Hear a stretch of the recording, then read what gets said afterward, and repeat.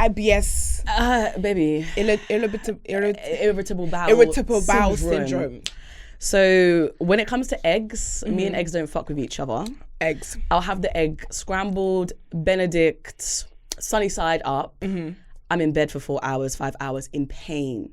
Oh no! But if it's a cake now or a cookie, I'm good. When it's with the baked sweet in. treats. Yes. When it's baked in, folded, whisked, all of that, intertwined. I'm in. I'm good. Sweet tooth activated. But if it's by itself, nah. I suffered end of last year. Probably for about 3 months, I was trying to find out what it was that was tipping me over the edge, and then I found out it was motherfucking egg, omelette, scrambled, and I was just getting used to it. But you know when you have those moments at the same time as well, where you're just like, oh shit, I'm eating egg. Do you ever have that? When you're like, ew, I know what this is. Do you know what? The pee. When you're like, I know where this came from. Yeah. Like, you know, sometimes when you like crack an egg and sometimes you see a bit of blood. And you're like, that's enough for today. This is not just the egg. Yes. This is from an animal. It's the period. Is it actually the period? No, I don't like. Or is it the Yeah, it's an unfertilized. It's the unfertilized egg. But do you know what I seen on TikTok? I saw some girl. This is disgusting. This will put you off egg for the rest of your life, unless it's in a cake. She was taking eggs, like full like eggs from Tesco, putting them underneath a light bulb, and she was fertilizing them. And some of them would turn into ducks. What the fuck? Nah, that's fucked. Some of them would turn into ducks. You see, when I say is it ducks? To people get hobbies. Ducks, yeah. You see, when I say to people get hobbies, I mean netball, I mean knitting. Like, why would you buy an egg from Sainsbury's and let me see if this can develop into some people, they just think differently. People and are that's so her weird. Category. It's a very strange It is thing. very strange. I have a question, yeah. Speaking of food, are you the type of person, you know when you eat a meal, yeah? Like, let's just say you have chicken and chips. Are you the type of person that eats the chips first and then the chicken, or the chicken first? What's the process when you're eating? The chips is the one that I go through first. So you eat I get all them out the of the way. chips. I get all the chips out of the way. You do that. You settle the score. You go in for the burger. It's the main course. The chips are like an entree, a starter. So you finish them, and then you go for the burger. You would do the burger first. No, I would eat everything at together. the same time. No, I think it's so mad. How are you sitting there eating the chips? Because I was gonna say the chips go cold, but I guess they wouldn't if you're doing it at the same time, huh? You need the different flavor combination to come together. Baby girl, nah. I do the chips. I get them gone because they're boring. Do you know what I mean? They're just like a little side piece. I do the side piece and then I go on to the main event. And then I eat the burger, and then it's a done deal.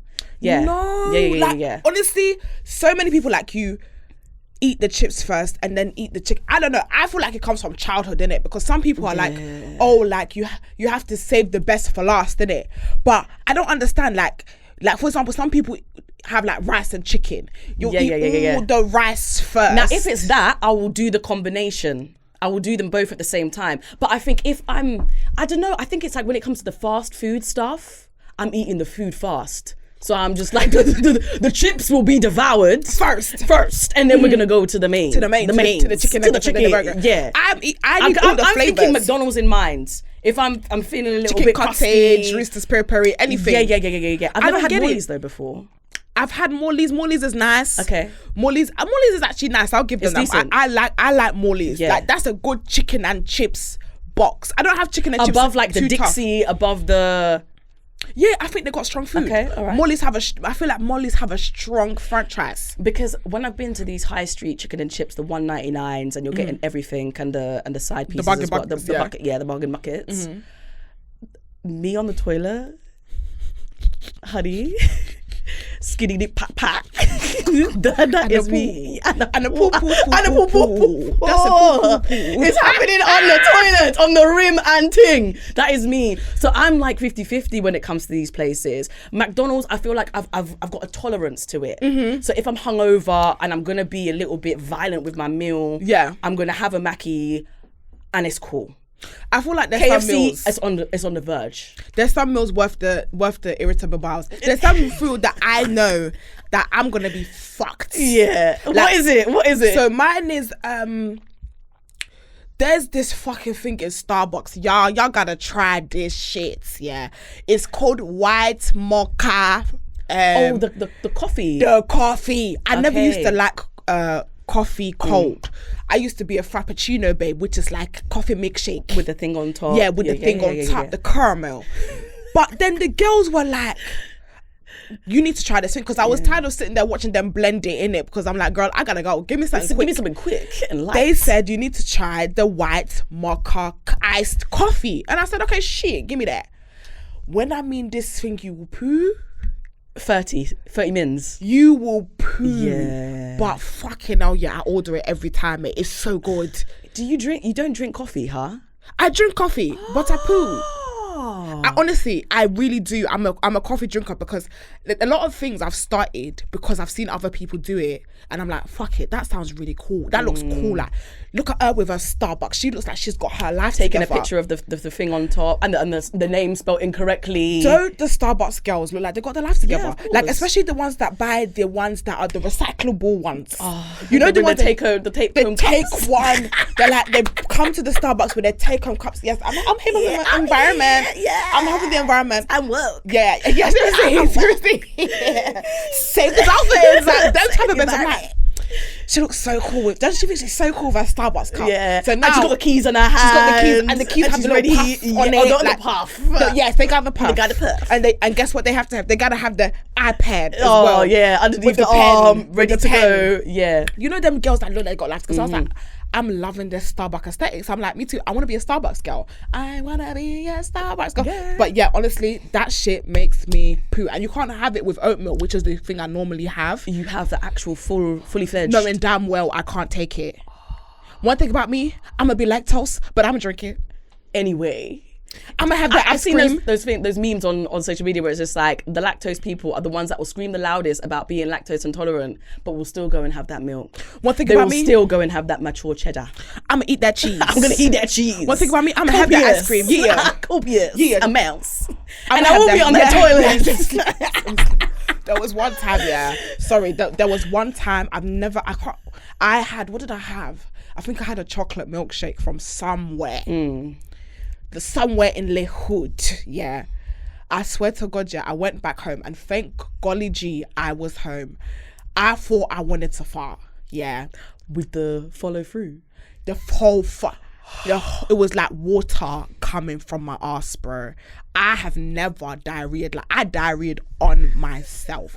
Yes, it was fucking chaotic. You know those ones where you're teasing the fart, the little poop that comes out. And you don't know, you're trying to gauge in your head which one is going to be. Is this going to be a one that has a little bit of excess coming out, or am I going to be in the all clear? Girl, it was one of them.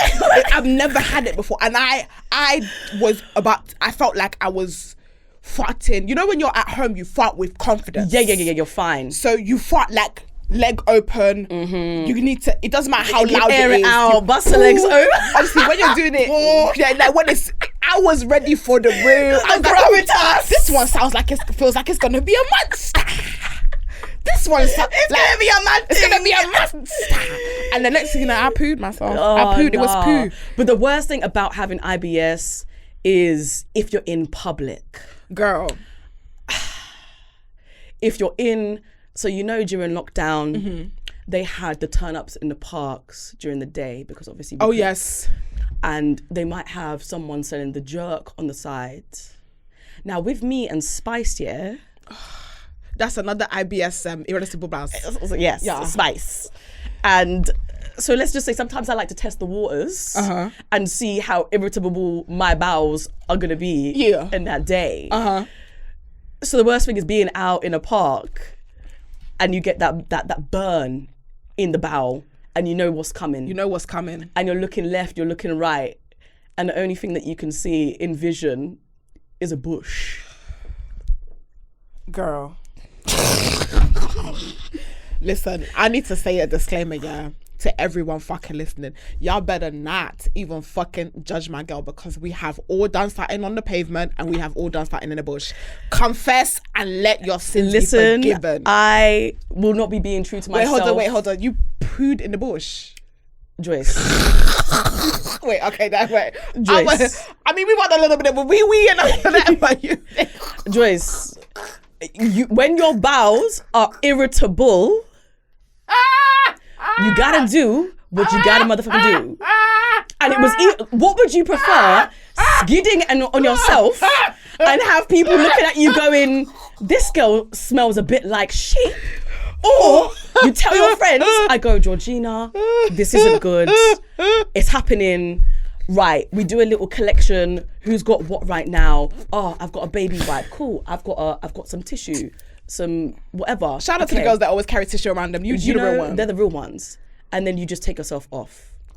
It had to be done. Do you know what? Yeah, Girl, I'm not fucking mad at it. You know, you have to do what you have to do. You have to do what you have to do. What were you gonna do in the field? Well, this is the thing. And when you're during a cack attack, it's one of those things of, I'm not going to be able to make it to Bossman down the road and explain my situation. Otherwise, I won't be let back.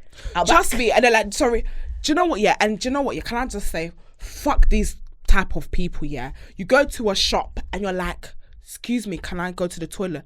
Customers only. You know, I saw that in the Starbucks, my new place, because I'm a bougie girl. Starbucks, getting my frozen white chocolate mocha latte. There was a young man, knobbly knees boy. And he was like, excuse me, sir, can I get to the toilet? I say no. He says, sorry, customers only. And I looked at him and I said, "Where you wicked man, where's your heart?" This small boy, and his legs even shaking because they know the wee is coming out. He's ready to to come out of his small willy. I just said, listen, what do you want from here? You've got a gingerbread. I said, okay, get now me that. He's a customer. Let him go. Yeah. Bad. People like you, now you'll be playing Russian roulette on who's going to say yes. I don't think that they should be policing who can and cannot go. Like, it's a basic necessity. Like, what do you think we're going in that toilet to do? Cocaine. Okay, I didn't think we were going there, honey. But this is why they take the lids off the seats for that reason. Wait, what do you mean they take the lids off the seats? Have you ever gone into a toilet and then the lid is not on the seat when you go into like clubs and stuff, on bars? Yeah. They do it because of the cocaine. Oh, when so people sniff off the seats. Oh. Yeah, they use the preventative methods. I think I watched Gordon Ramsay when he done this thing about his restaurants, and he was like testing for levels of cocaine. That he like cocaine instead of cocaine. Very cocaine. And they went around with those like detectors and whatever over the seats of the toilets to try and like test whether he had employees that were doing the drugs, and they found out that there was like a large amount of cocaine founded in his restaurants, like people that were working there. How do these people function? I don't get it.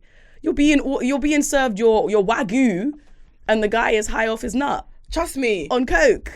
Do you know what? Yeah, from Colombia. I've never done cocaine in my life, but I know when I used to spend a lot of time up north, them lots love the cocaine. The uni life. Yeah, they love the cocaine up there. Me, I don't.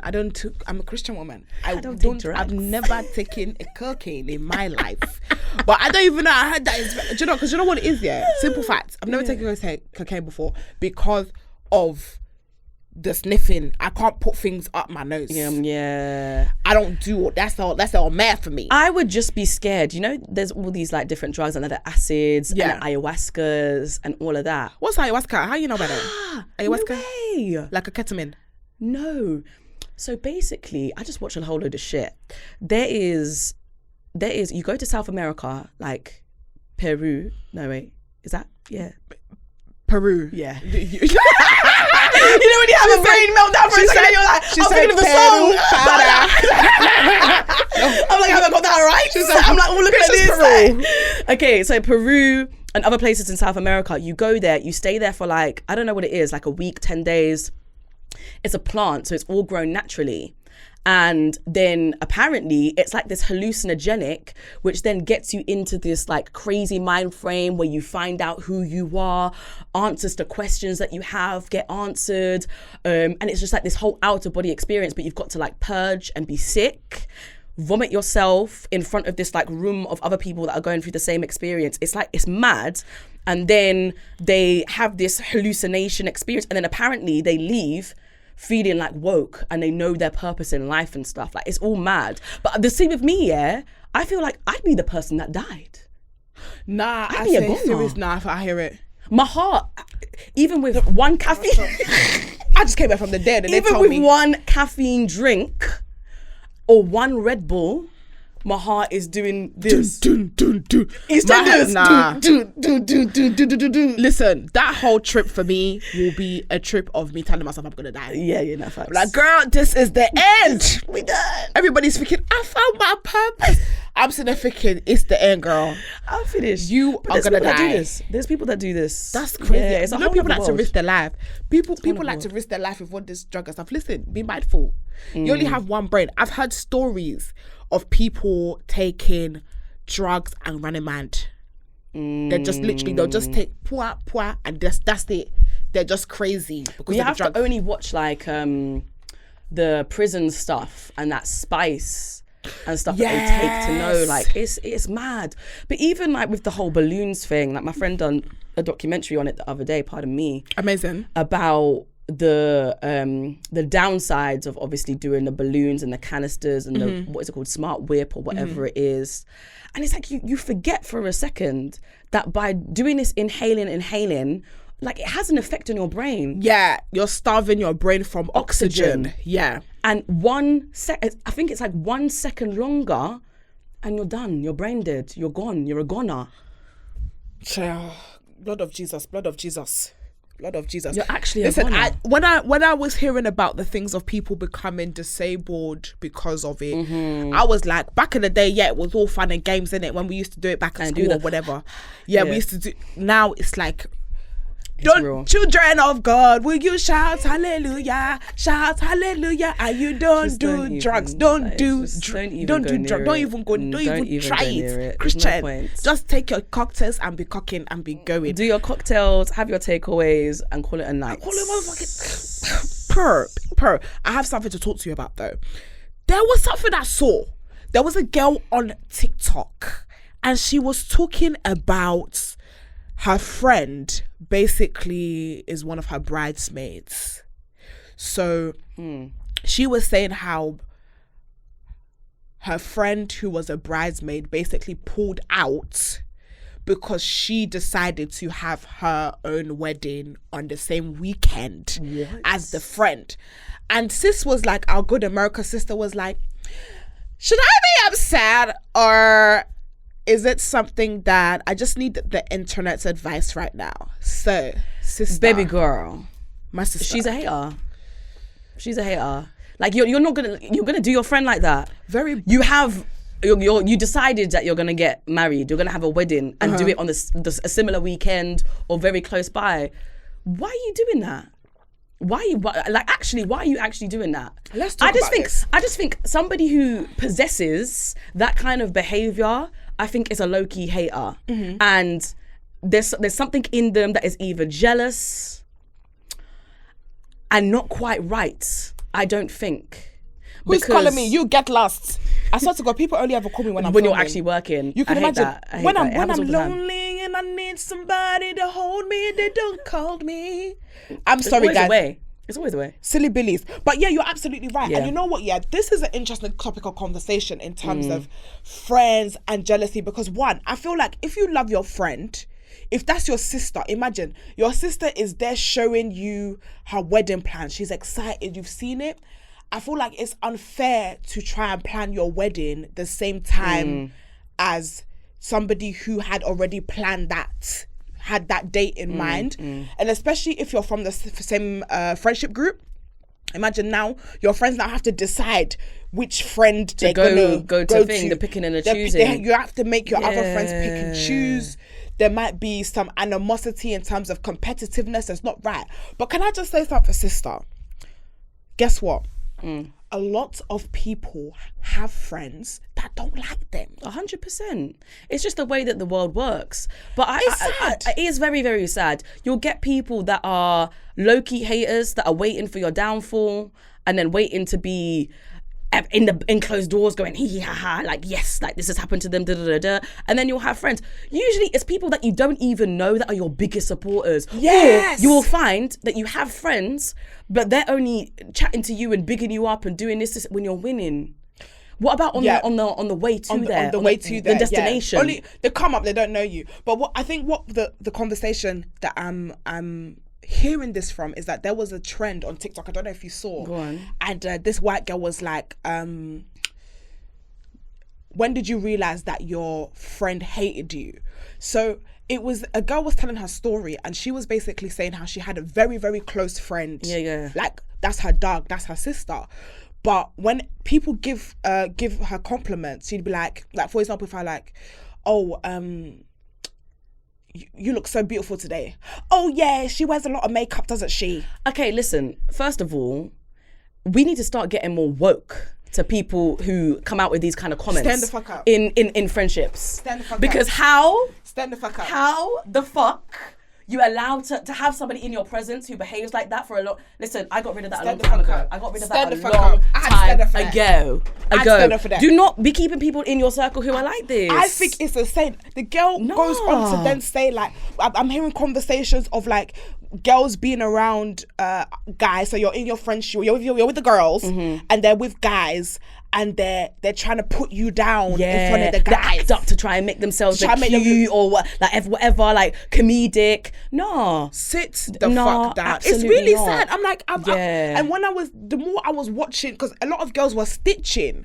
A lot of them were stitching the original thing, and I'm like, how are you being with people and saying that they're your friend, but you are allowing them to disrespect you? Yeah, you should just not, like, I don't care how long you've known somebody, I don't care if it's family, there should just be no ill manner or negative vibes when it comes to you and your friends. Backhanded compliments. Even like, I had one friend, and whenever I used to see her years ago, back in the day, it was always, oh, that bag's nice, how much it cost.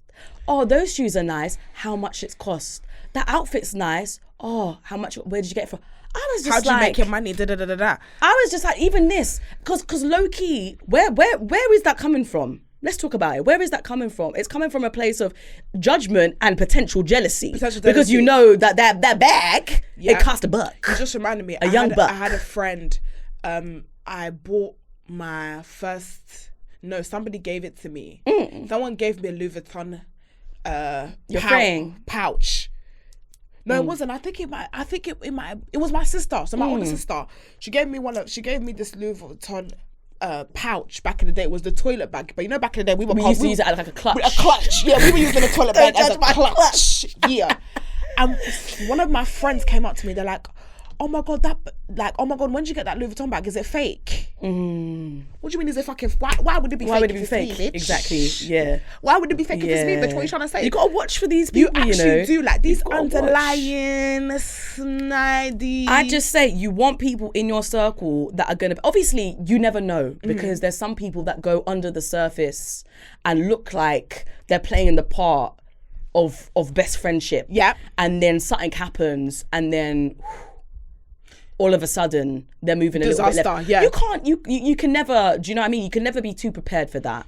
But the ones where it's slapping you in your face and they're saying certain things and you're having to speak to other people about their behavior and stuff, you know, to get rid, man. No, get rid. I don't like that. Like there's I feel like there's sometimes some girls have friendships because those people make them feel better about themselves. So they will step on your head to elevate, to not even climb, but to feed their ego, basically. Which I think is a bit nasty, but don't be a footstool for anybody. No, 100%. We've all been there. I've had some friends, I'm just like, I know deep down it's like, maybe it's not that you hate me per se, but you definitely have some sort of envy towards me.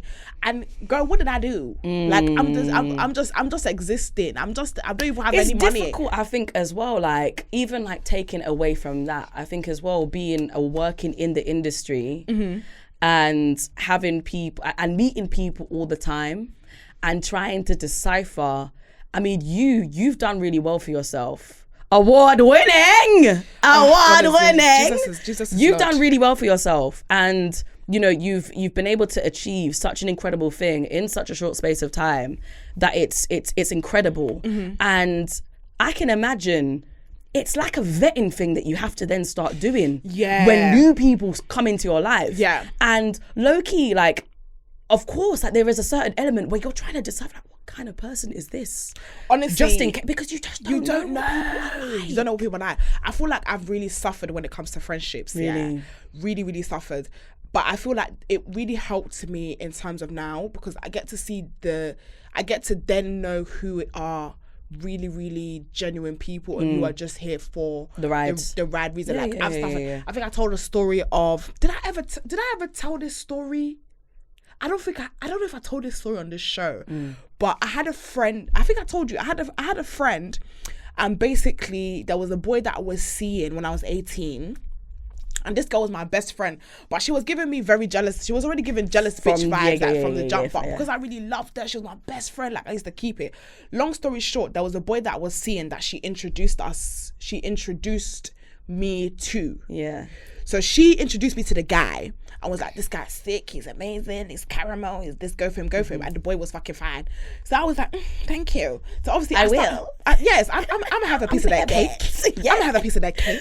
Exponentially. Yeah. So obviously we started dating and she then turned around and told me that her friend was doing fuck buddies with him before me, and she basically caught feelings for him. She told you this after doing the spiel of putting us together. Go for him. And now wants to do I've now fallen for him. He's fallen for me, because one thing you're not gonna do, you're not gonna make me a side thing. I'm gonna be number one. Yeah. I'm in I'm in the header. That's me in the header. That's me in the WhatsApp. Because it was back in the day when you used to put your partner in your header. And then maybe a nail or something like that. That's my nail. That's me. That's my nail. Yeah. So obviously we got together. She told me about the friend, but obviously me being a lover Libra, I was like, well, that's none of my business. That's what happened before. So then I started looking like a fake ass bitch, because obviously she was going around saying, oh yeah, that basically I broke girl code. I broke girl code because how are you going for him when she went there first without people knowing the real situation? She said you were.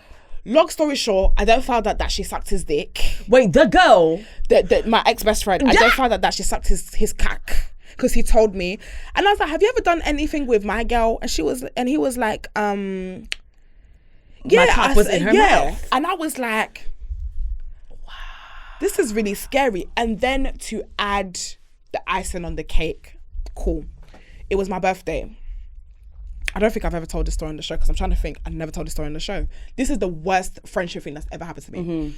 So after that happened, me and her stopped speaking. Me and my man broke up because he cheated on me.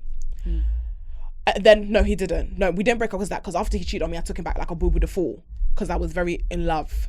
So he then decided that he no longer wanted to be a participant of our relationship because he was still in love with his ex-girlfriend. Cool. That's fine. No, it's not. I'm having a mental breakdown. So I now go back to my friend who, I want to lean on and be. I want a friend to be there. So she's consoling me and showing me love and doing the friendship thing. It's my birthday. And it was Viva Hall Party. You know Viva Hall Party?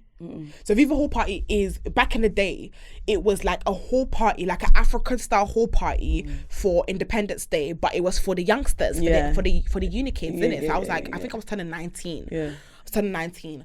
And my birthday's on the 30th, so the 1st of October is Nigerian Independence Day, so we're gonna turn up because it says my birthday. No, this day was on my birthday, so it was on my actual birthday. So we have gone to a hotel. I am doing my makeup. My friend is doing my makeup for me. I know that the best friend, my ex-best friend, is upstairs doing her makeup. my room is so crowded right now. I have decided, let me go and see sister girl upstairs to do my makeup there, so we have space. I mean, it's my birthday. I need to have that birthday beat. You need to be beat. I've gone upstairs, sister. I'm like, best friend, where you at? Like, what room? She's like, oh, it's room that. She gives me the room number. I knock on the door. Bang, bang. I've opened the door. Please explain to me why my ex-boyfriend's ex-girlfriend, who he left me for, is doing my best friend's makeup on the day of my birthday. Oh no. Someone explain. Y'all got the answers given to me. Y'all got the answers given to me. The girl is doing my friend's makeup and I'm standing there. Kidding. And I'm like, what the fuck is she doing here? Did you cause a ruckus? Do you know what I did? So basically, best friends has come out and it's like, Joyce, I can explain. No, you can't. I didn't think it was that deep. I didn't think it was that deep. I don't know why she, obviously I asked this person and they said it was fine. I asked that person and they said it was fine. Did you come ask me? You asked everybody but me. But me. Yeah, you don't know how I feel. Girl, I cried that day. Listen, this is why you got to be careful. You've just got to be careful. I've had a couple of situations where girls have done wickedness like that. To do with guys. To do with guys as well. It's not nice. The story. So I had one when I was a lot younger. A girl consoled me about the guy that I was seeing at the time. Next thing I knew, she's sucking his cock and they're in a whole relationship. She went one above. She said, "Gotcha." She said, "Gotcha, bitch." Oh, you just dating? Was just yeah. We going to you marriage. Was just fucking yeah. We going to the altar. Yeah. So she done that. That was a whole situation in itself. Scary. Then I had one situation which was a few years back. Real close girls with some girl. Really close friends. For a number of years, I told her, "Look, I like this guy. I got him onto my radio show." I was like, this guy is bada boom, bada bing. Cute. A daddy. I sent through a little cheeky picture. She said, "Oh, is it marriage?" I'm just like, yeah, you know what we do, having a chat, like this is what's gonna happen, blah, blah, blah. He asked me to go on a date. Ooh. So I was just like, yes, let's do it. We'll go for drinks, blah, blah, blah. So it's now beyond fancying. So it's now beyond fancying. Okay. You fancy me too. Yes. So I'm like, okay, this is happening. So we were supposed to go out on a date, and he ended up flying to LA instead. So that was international. He international, baby. So that happens now, and then he comes back, and he's just like, yeah, it's my birthday. This is what I'm doing for it. I'd been invited by another mutual anyway. So I was just like, yeah, we finna pull up. We finna pull up. I'm gonna get my titties out. So I told my friend, like, listen, like, we're gonna do a thing. So I got all cute, all dressed up, ready to go. So we're in Essex now. We go Essex. I bring the friend. Having a good time, vibing, whatever. We go to the mutual's friend afterwards, continue, have a couple of drinks, da-da-da-da-da. And then, anyway, that was that, yeah? But you see with me, my gut feeling about things, it ain't wrong. It ain't never gonna be wrong. Yeah. So what happens? We leave. That when we went back to do the chill thing, I was thinking, I don't know about this. Yeah, I was just like, I don't know about this. Something ain't right. So we go back home, everything's...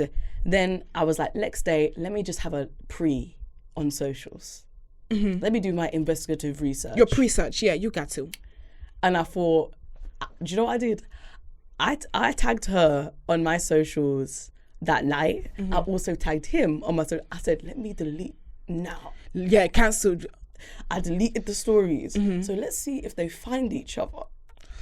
Because how you finna know? Yeah, how you finna get it? How you finna know? And then, what did I see? I seen they started following each other. So they started following each other. I was like, okay, cool, fine, whatever. Then it got to like months down the line, maybe like 3-4 months. And because obviously I know my friend, I know how she engages, I know how she behaves. I know typically she falls head over heels in a short space of time, then ends up wanting more. She argues with them and then they run away. That's it. They argue, they block each other. So I started seeing like little tweets here and there. And so my senses were just going woo, woo, woo, woo. I was thinking, okay, something's not right here. And then I was seeing her on the store doing mad traveling because she's from outer ends. She ain't from here. She from outer ends. So I seen her doing all this traveling and shit. And I was thinking, okay, something ain't right. And in the meantime, I was still keeping up appearances by saying, oh yeah, like I fancy him. I think we're gonna meet up soon. Like even though I wasn't taking it there no more because I had a feeling. I was thinking, let me keep putting it in there to show like, oh, I'm feeling this guy. Then one day, it was during a house party era. I went on social media, and for some reason, I thought, let me just do this real quick because I'll be able to find out if she's blocked this guy. Because I started seeing some tweets that were a bit left. So I sent his picture to her on IG, and I put love struck eyes, flames. I said, he's so fine. She said, it says user cannot be found. Oh, so he blocked her. She must have done some crazy shit. So I said, what? She said, what is it? It says user cannot be found. Or it says like it's not coming up. When you do the block. I said, is that right? I called her, ring. She was like, hi. I said, so you want to tell me why you and her are blocked from each other? Oh, I'm just playing Call of Duty. Can I give you a call back? Hung up the phone. Bitch, you better fucking put that PS4 down right now. Put that handle down. You better put that handle down right now. And so I messaged her and I said, listen, what we're not going to do is run away from the facts. So you better jump back on this car. So I called her again. I said, what's been going on? And she was like, well, yeah, obviously, like we've been seeing each other. Wow. And it went a bit left. She's like, and so, yeah, now we've blocked each other because it didn't go according to plan. I said, What plan? So what plan did you have here, honey? I said, because as far as I was aware, I told you I like this guy. And you knew that we was going to go out on a date. So when did this plan get orchestrated? She went, I didn't know that. I came off the phone. Went into our group chat on WhatsApp. I went back.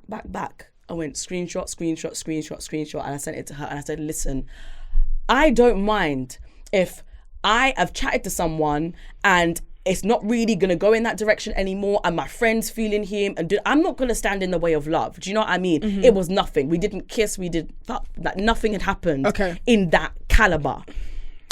As much as I think there's plenty more fish in the sea and the friends shouldn't be doing but if she came to me and she was just like, Jourdss, do you know what? I'm feeling this guy. He's feeling me. I think it could go somewhere. What are you saying? I'd be like, sweet. Like, obviously, I think a little bit left. But if this is going to end up in marriage, then who am I to block that blessing? Do you know what I mean? Who am I to block love? Sister, you're better than me. Because let me tell you something. I'll say no diggity. If I touch somebody, if I was dating someone, what you're not gonna do is my friend. Try and there is plenty of fish. There's sardine. There's salmon. There's tuna. Trout. There's tuna. There's filet mignon. Cod. Steak. There's like it's a fish. Different fucking fish. Yeah. Would I be friends with her if she'd done that? Like, would we still be kikiing and doing all this every single day we chat? No. But at the same time, I would get over that. And if I'm seeing that things are going good and I'm in a good place, I will just give them my blessings and that's that. What can I do? Do you know what I mean? Yeah, but it's the way that you went about it. Yeah, I was just like, what am I supposed to say to you right now? There is a snake in the garden. And you know what I done? I got rid. Yeah. I called the RSPCA and I said, you better remove. Take that shit out. Take that shit out of the garden. Remove. Now. I don't suffer no fools, Jourdss. Listen, my friendship circle is very tight. Some people in my friendship circle you won't even see on my feed like that because I'll keep different circles of friends, but they're all there in my life for a reason. Yeah. And like you were saying as well, like I will be very picky when it comes to like who I will share my inners with, like the shit that's going down in my life. Yeah. Because you just can't with certain 100%. people. And this situation was 3.5 years ago. Yeah. At my big age, this It still people will happens. still be out It here still doing this. Yeah, trust me. Big yeah. And if and people will say, oh, forgive. Listen, no girl that has done something like that to me will be allowed back in my life. I'm sorry. I agree. Because when you have a husband and she's round for dinner on a Friday evening, yeah. having your Indian takeaway, your korma, and she's looking at your man like this. Trust me, giving him eye contact. Oh yeah, you could get me the Pinot Grigio. And she's doing the eyes at the end of it, and you can't see because you're dishing out the bit of pilau rice and then in the poppadoms, and you're bringing them in, and she's doing eyeballs. I'm so Jourdss, I'm not here with it. If I see any sign like that, you're gone. Yeah, you have to go. You're gone. I'm so sorry. I can't. Like, girls, let's do better with our friendships. Honestly, there's some phenomenal women, but then you also have the scary ones. But do you know what? Yeah, I'm glad I kind of went through those experiences because it makes me value the amazing women that I meet now. Because I can then decipher, like, okay, this girl, she's a cool person. I can feel her energy. My gut is telling me she's good. This one is telling me alarm bells. You've suffered like this. You've suffered before, and this one will help you suffer again. So cool down. But guys, without further ado, I would love to introduce my guest. This is her first time here, and I feel like it's been a long time coming. It's been a long time coming. Honestly, I'm so in love with the woman in front of me. She has done incredible things. She is a presenter. She is a radio host on the amazing Represent Radio here in the UK, and she is our voice over queen. Girl. We have Adele, we have Beyonce, we've had Henry, and now we have a single name, Jourdss. Thank you. Jourdss. You know what? I always find it really cool when people just have their name. Do you know what? I did use my whole name at one point, but the shit too long. Jordan Robson Lawrence. What is it? Jordan Robson Lawrence. Why did you make it? Why did you say it fast and start exotic? It's not. It's just my mum and dad. Jordan Robson Lawrence. I'm trying to make sure that people don't catch it. And then they go on the Facebook and start looking at 2016 pictures of me looking higgity haggard. It's just Jourdss. It's just Jourdss. Now I'm so happy you're here. How are you, Queen? Talk to me. I'm good. I'm happy to be here. Thank you for inviting me on. What you been up to? Our voiceover queen. How is the course going? The course is good. So I started doing my voiceover workshops.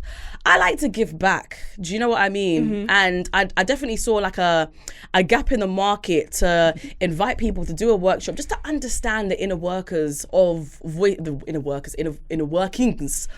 voiceover industry. And I think it's one of those industries as well that you don't even think about until you're told about it. And so it's really nice to see people come on the course and they're just like, yeah, I'm seeing what you're doing and I want to do it as well. And I'm just like, yeah, and I love it.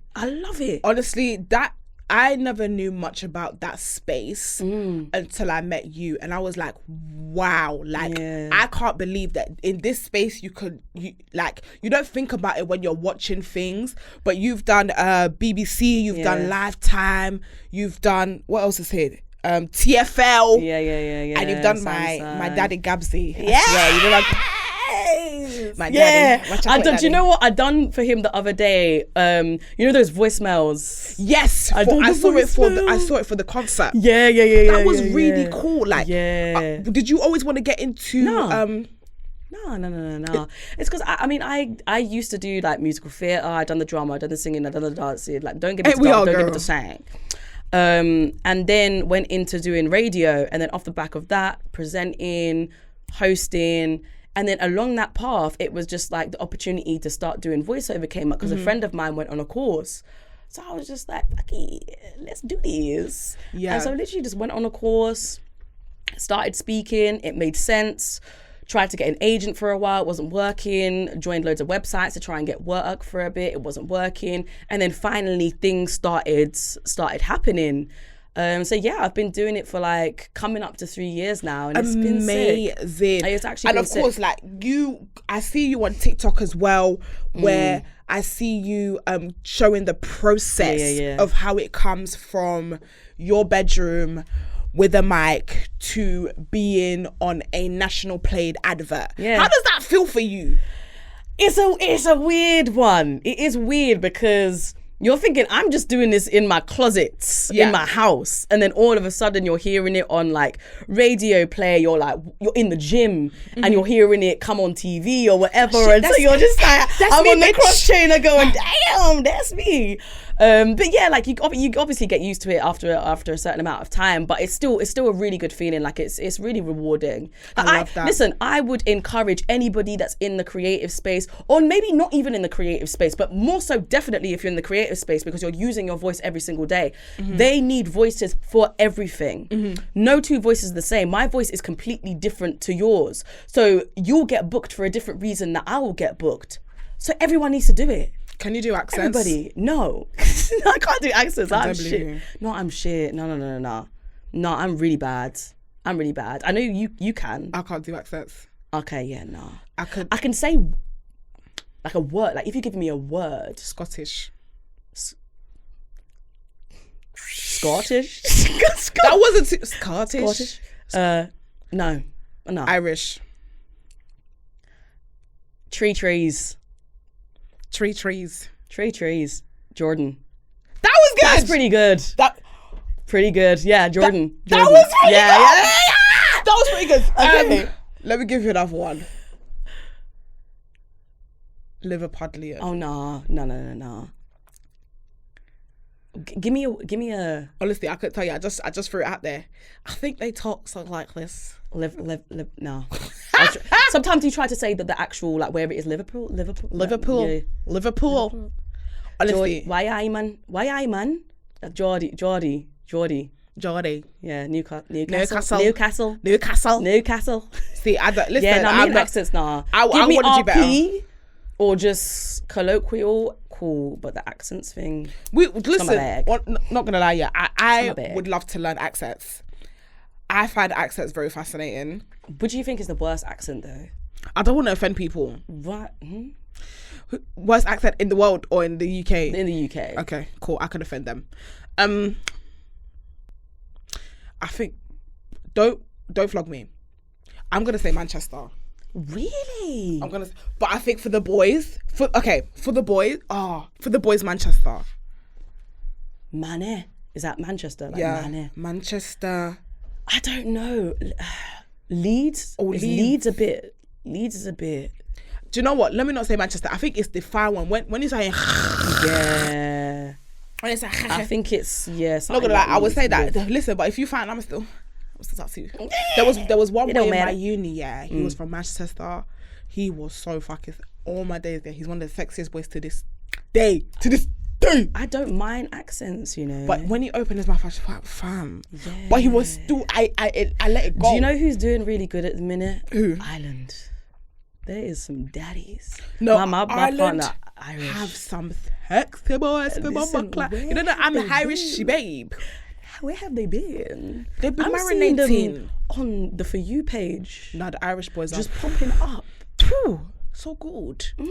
The Irish daddies. No, there's some daddies. There's some daddies in Ireland. Daddies. I will be going to Ireland soon. I can't say when or how, but I will be going soon because y'all are so fucking fast. And I'll let you know I'm there. Yeah, I'll just pull up. I'm just pulling up. But the Irish boys. Listen, top of the morning too. Yeah. Yeah, my partner's he's Irish. I'm Irish. Accent. Yeah, you're Irish. Like yeah, I was born in. Yeah. Top of the morning, bitch. When did you move? Oh, a long time ago when I was like 6. Oh, okay. So I moved when I was 6. So I had an accent, Dublin. but I don't have it. Dublin, yeah. Damn. I was born in Dublin. I've got a brother that lives in Carla. Okay, my partner's from Tala. You know where that is? Bitch, girl, I moved when I was 6. Wait, Tala. Your partner has an accent? Yeah, he's Irish. I've never heard him. No way. I must have never opened his mouth. No, probably not. Because after hello, hi, you don't hear it, and because it's at events as well, you're just hearing noise. So it's I've just never heard his accent. That's crazy. Because I'm like, nigga, where's you from? Yeah, you got friends. Friends, eh? Connors Tartle to you. Yeah. Connors Tartle. Yeah, I speak Gaelic, bitch. Connors Tartle, bitch. Yeah. I'm a bilingual bitch. Bilingual in the bio. Bilingual. Yeah, yes. Have you got an Irish passport as well? I do, girl. Yeah, I'm Irish. I swear that's like one of the best passports to have as well for traveling. It is. You good.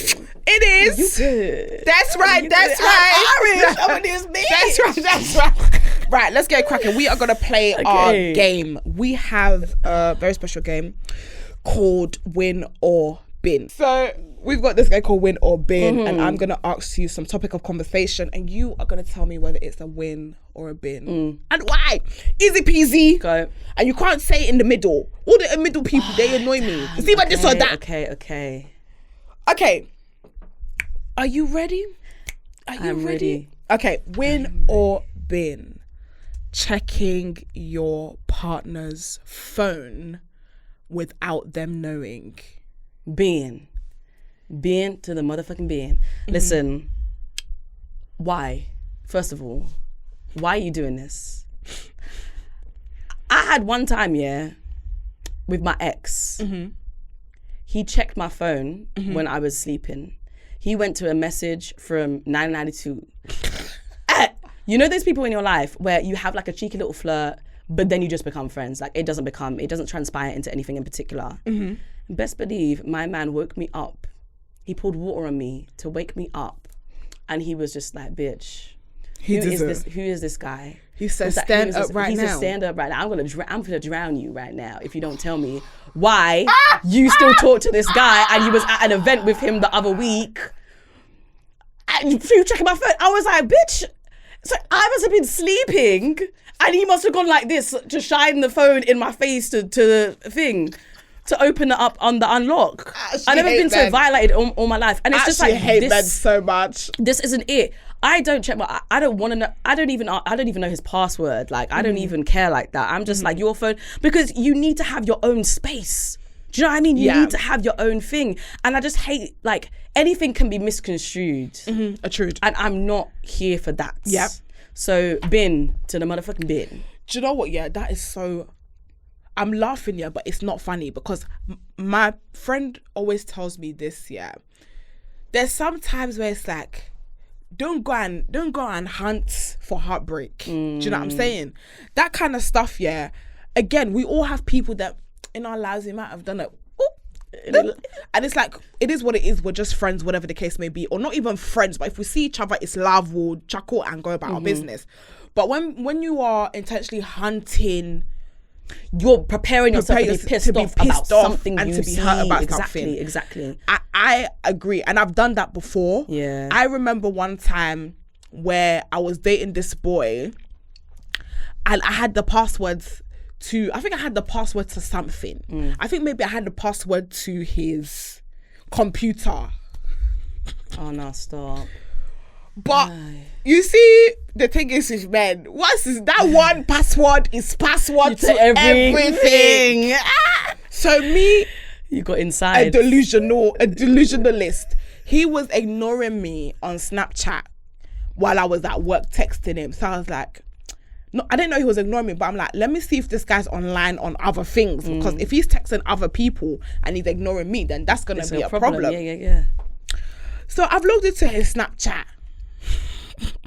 Oh no. I've seen that. Yes, it's true. Off. You've actually been ignoring me today and talking about your card of duty to your friends. Yeah. That's neither here nor there. I started doing crime scene investigation, digging. And I saw him talking to one girl like this. And he was like, oh, obviously, you know these Instagram bad bees, these Snapchat bad bees. And he was like, oh, you're going to get me in trouble, you know. And the girl's like, why?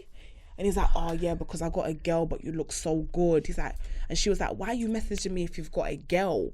And I was like, that's a good question, my dear sis. Why are you messaging? And you know, the worst thing is to see your babe partner move into people. Like now I'm a psycho now. Now I'm logging into everything with that one password you gave to me that time. I've seen it all. I've seen it all. And I'm now seeing you chatting to girls and they're ignoring you, my brother. It's even upsetting me, the fact that you're the one that's pursuing. You're trying to cheat and it's not banging. The girls don't find you satisfying enough to respond. And you're my man. And you're cheating. It's embarrassing. Oh, bro, It's embarrassing, yo. It's embarrassing, bro. Embarrassing, y'all. It's embarrassing, bro. Because the girls ain't even saying, yeah, The girls let's go do this. The girls ain't even entertaining it. The girls are like, look at this. Yeah. This rag. And it even makes you start questioning, like, am I even with you? It makes you start questioning your standard. Yeah. Like, wow, my man is trying to cheat on me, but they even say no. They even know. This is dead. Even now. Do you know what I'm saying? I was upset. Yeah. So obviously then I messaged him and I went on a spaz, and then since then I couldn't trust him, but I kind of realised like that type of things fucks with your brain. It does. Of course, I'm not saying that if you have an inkling of your man cheating on you, you shouldn't try, but I feel like if they haven't shown you any reason to be searching their phone, I don't feel like you should be searching I feel like ultimately you'll find out what is in darkness. It always comes to light. I agree. Period. Like, and men aren't as smart when it comes to that shit. Nah. They will leave some kind of trail somewhere. You'll see something. That's right. And then you can pull it up. Yeah, you know seriously. I mean? So I think all of this going into and the logging in and the preen and the da, you're just because. Like, we're emotional, do you know what I mean? We'll see a message and start thinking left and right, and you know, quite rightly so. It's not necessary. It's not necessary. It's not necessary. But yeah, I would say bin. I would say bin. I feel like there should See be. you later. Like, for example, but then again, I would say bin to checking your phone, checking your partner's phone without them knowing.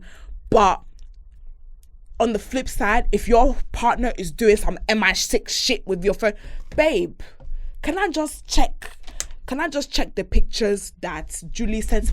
Sorry, you can't have it. Yeah. When they start doing all of this, and they're hiding the phone. They're hiding the when phone you're sat next to them. And stop that. Or when you're at the dinner, they got their phone. This one. Do you know what though? That's the problem. I do that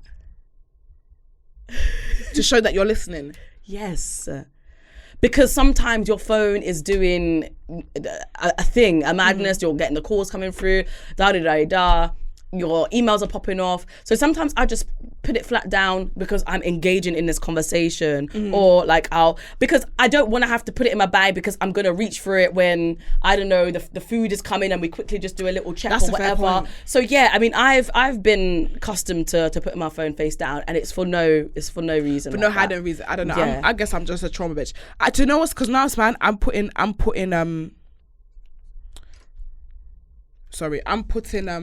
just lost my train of thought here. Airplane mode? Yeah, I'm putting my phone on like airplane mode or something, but sometimes I do put my phone down, but it doesn't mean anything. No. It's just like I'm gonna engage. So yeah, but when they start, I don't believe in checking my partner's phone without them knowing, but don't be doing some MI6 shit. Facts. That's fucking crazy. That's what it is. Like, don't move mad. Okay, let's move to the next one. Win or bin? Practicing celibacy. Or abstinence in this sense. You know what?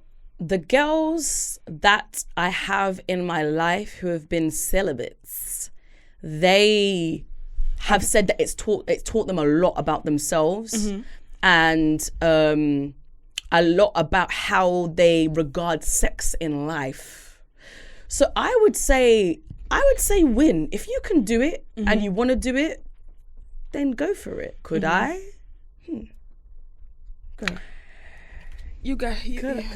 We can only try as humans. I'm gonna say win. I think abstinence is the word here. Abstinence, abstaining from sex, celibacy, waiting for sex to marriage. So the bad boys and girls educated me on that one. So thank you very much. Abstinence, and correct me if I'm wrong, abstinence is when you abstain from having sex. Okay. Celibacy is no sex until marriage. Okay, so what are we talking about? Celibacy? I think we're talking about abstinence here. Okay, abstinence, yeah. So the girls that I know who are abstaining, they're doing it because they want to find the right person. Yeah. But I guess in finding the right person, you would... No, because you wouldn't be waiting until marriage. I think they're just finding the right person that they feel like, yeah. You want to set that one. Yeah, I feel like it's good. I feel like second cherry. Yeah. Second cherry, hallelujah to that. Yeah, I feel like for me, I'm a winner for abstinence. I'm a big winner for abstinence. I feel like you were saying, in terms of understanding yourself and understanding how you love somebody can be found through the separation of sex. Sex is very emotional, and sometimes there's some people who are sex dependent for the wrong reasons. For example, sex is very physical, but it's also very emotional. There's some women that like to have sex because they like the emotional connection. So they will equate sex to fulfilling your emotional needs. And that's not always the case. That's 9 times out of 10 never the case. Like I have a friend who really, she it's not that she loves sex, but she loves attention. So she finds herself in situations where she'll give the sex because she's getting the attention. Because she's looking for attention, or she's looking to self-love, feel. Innit? It's the self-love element. It's so abstaining from sex will allow you to have to grow an eternal love for yourself, and to not misshape sex being something to fix something. Yeah. Do you know what? It's difficult as well, because I think, and you've probably had it as well growing up, especially as, you know, females, where in kind of like the dating era and seeing someone, there was always that thing. And I mean, I know from myself speaking alone, that there was always that thing when we was growing up, or does he like me, or does he just want to fuck? Yeah. And I feel like it's hard, because I feel like we're never really gonna know what's the inner workings of a guy. And you can abstain for X amount of time, think that you're speaking to a guy that's the one, then they get it and it's like a trophy, it's like a prize. Like, oh yeah, she was abstaining for 2 years, and then the second that you do it, he goes off. We're never going to be in control of people that behave like that ultimately. But I do feel like by holding it back, it does help to give you a sense of character in a way, and to whether somebody is actually willing to wait and go through those motions with you and take you seriously as well, like in a partnership, I think. So 100%. Do you know what? Like my whole view on a lot of things has changed since being in a relationship. Yeah. And I think because I've got to the age now where I'm just like, I'm dating to marry, I'm dating to settle down, to have kids, But for whatever reason, if I wasn't in a relationship, I mean, touch wood, like hopefully that's not going to be the case. But if I became single, I probably would enter into a stage of life where I would just abstain. As much as I love sex and stuff, I think I would, because I just don't want to be messed around. Do you know what I mean? I don't want to be messed around. I hear it. And the thing is, again, it's that fear. Again, I remember you're speaking my childhood, where it's like you want to like somebody, but you're scared as to whether that person just wants you for sex. But do you know what it is? Yeah, it's interesting about that, because I feel like the hyper fear of a man wanting you for sex, it was almost like once. If we didn't have sex with people who didn't want us in relationships, we wasn't worthy, was hers, isn't it? That I feel like that's where that fear came from. Because I remember I'm like if I would have sex with a person, he has to be my boyfriend. I have to be in a relationship with him. Because if we just fuck, I'm a hoe. The community is gonna be in AWOL. Yeah. You build up this picture of the scenario of the way that it's gonna go. So we were hyper fearful. Yeah. Well, I'm going to speak for me, but I was hyper fearful of fucking the wrong guys, because I was like, if this guy just uses me for sex and dumps me, my CV is damaged. My CV is damaged. I'm one. Like, no. I think now I do really care. Like, I'm so happy of like the really not giving a fuck that we're at the stage that we're at. Obviously, respect yourself. I didn't say go and be jumping up and down. Everybody have a good time respectfully. All right? But I feel like when it comes to abstinence, it shouldn't be coming from a place of fear, that even if sometimes you want to celebrate those urges, it's not that, if I do this, I'm gonna be a hoe. If I do this, I'm gonna don't talk yourself down or out of it. Do it for the right reasons, basically. Do it for the right reasons. Do it for the right reasons. And then if you decide to give yourself to somebody after abstaining, if it does go left, don't put yourself down. Because you can't control. You can control yourself, but you can't control what others do. Ultimately, say sorry. Go and pray. Say sorry to Jesus and start again. For me, that's literally what it is. But I agree with abstinence if it's a thing where it's to heal something emotionally and spiritually, Yeah, definitely. Yeah. I am on a I'm path win. to I'm on a abstinence. win. I'm on a I'm win on a for win. it. If it's to emotional healing, spiritual healing, taking a step back from things, seeing how seeing relationships in a different perception that's outside of having sex and getting to know men outside of sex 100. or whatever partner you have outside Yeah. of sex. Cool. I'm for the win. We win. But if it's in a place, if it comes from a place of fear, or you feel like, oh, I'm gonna be abstinent because that's my worth is instilled in how many men I sleep with, Then nah. It's nah. leave that shit over there. Nah. We're not gonna. Leave that shit over there. No, we're not gonna. All right, final win or bin. Okay. Win or bin. Taking breaks from social media. 100%. She's thinking about this one. We'll never think. We'll never thought process. Would you like a juice? Yeah, go for it. Taking breaks from social While you media. guys are here, I'm listen, if you guys love win or bin, comment if it's a win or a bin for you. Let us know. Yeah, I want to know. 100. Is this a win for you? Is this a bin for you? Talk to us in the comments. We want to know. Taking breaks. Yes. I mean, take breaks from social media. I think mental health is key. Yeah. And if you're constantly giving out, then there are going to be moments in time where you need to system reset and start, doing things for yourself and getting yourself mentally correct to then start being in the process of giving out again. I think it's all case on individual with this. I think it is fundamentally, I think, if you're doing it because your mental health is suffering or you just need a break from that environment, then 100%, 100%. I think it's definitely harder if your career is part of your career is focused around being on social media, having a presence, because if you don't got a presence, you ain't got a job, you ain't getting booked, and you ain't busy.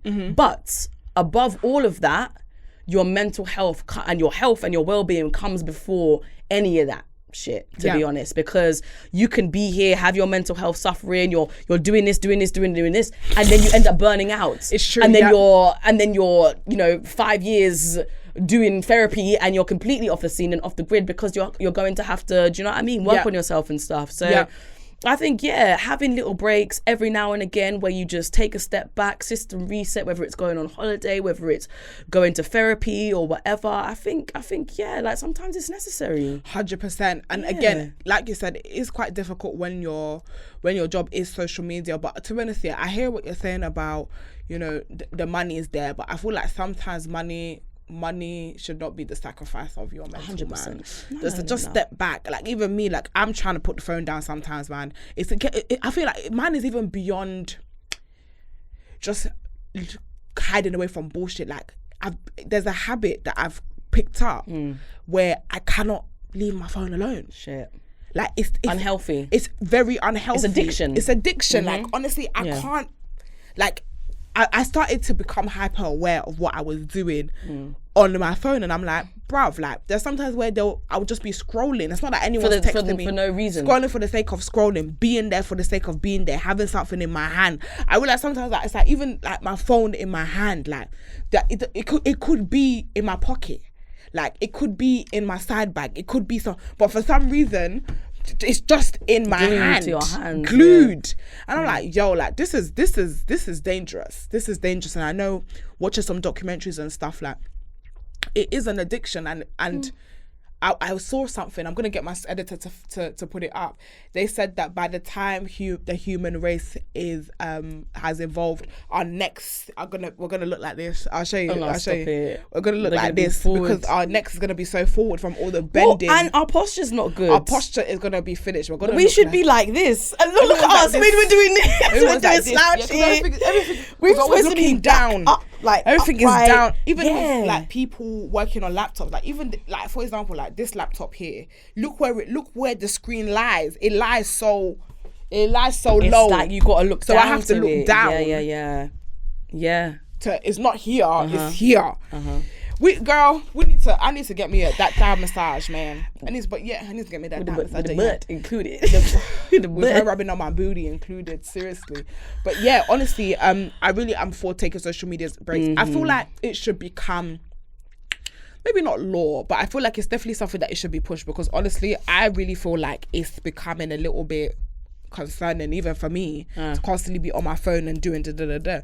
And obviously, you know, people who have the other side, not the other side, but the side of, you know, good for your mental health, good for kind of, what's the word, sorry, I've lost my train of thought again. Like system reset and stuff, like... Yes, like, you don't want to look health. at people, you don't want to see what people are doing for them, but I think the basis of it is that it's not healthy to be looking at that screen for that long. Yeah. So that's what I'm saying. Yeah, win. Okay, so we're going to say win. So that was win or bin, guys. I would actually love people to be involved in this. Yeah. Like, you guys always have a lot to say in the live... When we film this and it's live. Yeah. But in the comments, I would love to know any of your opinions on the win or bin on this episode. So number 1, 2 and 3. 1, 2 and 3. Let us know. What was the first one? The phone. No, wait, we need to go back. It was going through the checking your partner's phone, practicing celibacy, and taking breaks on social media. Let us know what you think. And yeah, I'm going to read through and comment on everything. Pearl. Woo. It's CNT, baby. Okay, right. We are going to move on to our next segment. Of course, you guys already know the vibe. We are back with our favorite segment. One of my favorite segments. So we are asking our co-hosts some cultural questions. And this is the ultimate cultural questionnaire. You already know the fucking vibe. This is... Are you smart? Stop it. Jourdss! I'm not. No, I'm not. I'm not academic. I'm not academic. But you street smart. Street smart. You street smart. We just need cultural intelligence right now. You gonna whoop my ass. I believe in you. So guys, you already know the vibe. You have 10 questions. You can only give me one answer. You can't give me Bobby, Susie, Adam, Becky confusion. We are going to take the first answer. We're going to lock it in. Okay. And then we're going to see where you're on the leaderboard. Okay. A lot of people tell me that every time I meet them, they're like, Joyce, I could get all 10. Listen, I'm not going to be that cocky. To get somebody that gets all 10 right. Are you motherfucking ready? Who's up there at the top? This season, I believe, off the top of my head, it is Hema. Okay. Off the top of my head, I believe it's Hema. It's Hema. This season. You ready? Question number 1. What is the largest city in Turkey? In Turkey? In Turkey. Which they now say is Turkey. Turkey. The largest city in Turkey. Is it Dalaman? Is that what you're locking in? Go for it. We are locking in Dalaman. That answer is incorrect. What is the it? The answer is Istanbul. Oh, so the city. Istanbul, yes. Okay. Question number 2. According to British folklore, Robin Hood was from which UK city? Girl. The thing is you're not even giving me a multiple choice. Or can I phone a friend? It's straight in. Straight in. Where's your knowledge? Which city was Robin Hood from? According to British folklore, Robin Hood was from which UK city? Robin Hood. He was robbing from the rich and giving to the poor. I don't know if Robin Hood had an accent. I'm not gonna lie, yeah. That's why his name is Robin, because he was Robin. You got it. You know what? I'm never fucking... Robin, I'm giving it to the hood.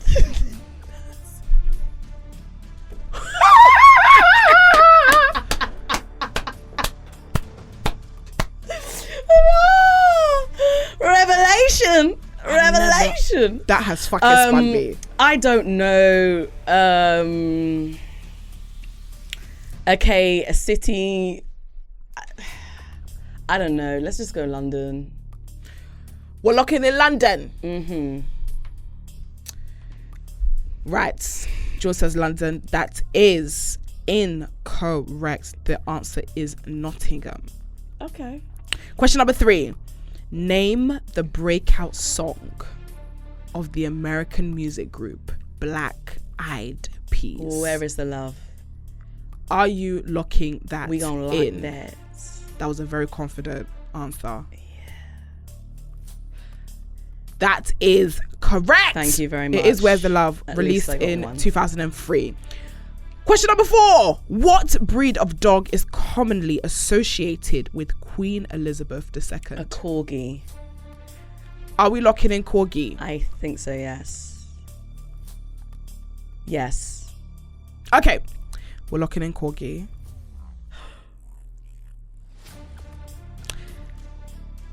That is correct. It is the corgi. I feel like I'm on what's that show called again? Who Wants to Be a Millionaire? You ain't getting would you bring that suspense? Yeah, the suspense. Yeah, you're suspensey. Question number 5. Which star sign is often represented with a bow and arrow? I want to say, is it Libra? Is it Libra or Sag?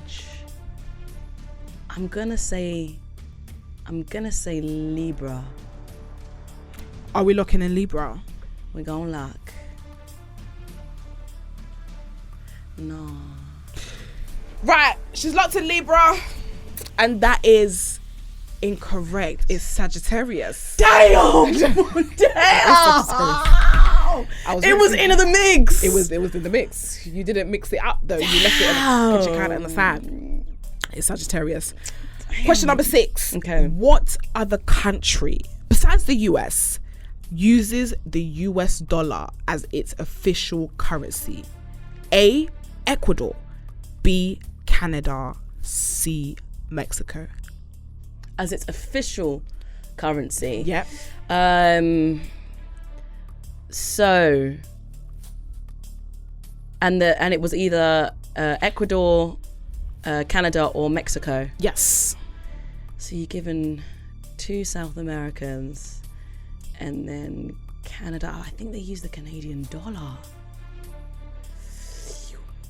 Mexico, I feel like they use pesos. This is hard. Even having multiple choice, this is hard. And then the other one was Ecuador. Mm-hmm. I'm just gonna say that. We're locking in Ecuador.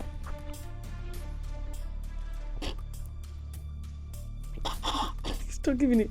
Okay, I'm wrong then. Which one? Can you not give me an eye flutter or something? That is correct. It is Ecuador. Listen, you'd be good correct. on a game show. Yes, I can As build the suspense. host, because you can build suspense. The way that my ass is going like this every time, every time you leave me in the dark, I'm like, oh, have I got it?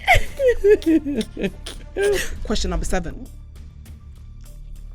You need those sound effects. It's coming. Okay, You're hearing the back. okay. In The Fresh Prince of Bel-Air, what was the name of the song that birthed the iconic Carlton dance?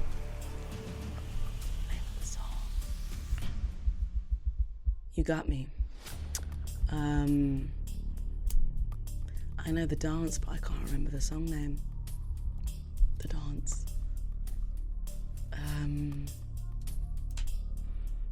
We don't have to skip that one. This was the name of the song. Yep.